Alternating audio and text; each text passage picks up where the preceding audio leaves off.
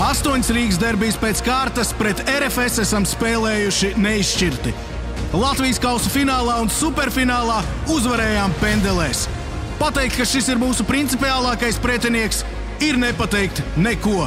Mēs esam kā Batmans un Džokers, kā Leks Lutors un Supermans, kā Šerloks Holms un Moriarty. Mēs esam lielākie ienaidnieki futbola laukumā. Tagad mēs cīnāmies visur.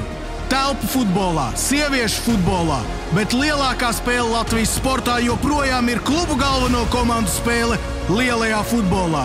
Un ja jūs atnāksiet uz Skonto stadionu 27. aprīlī, jūs nenožēlosiet. Jūs kļūsiet par daļu no vēstures, par daļu no Rīgas derbija vēstures.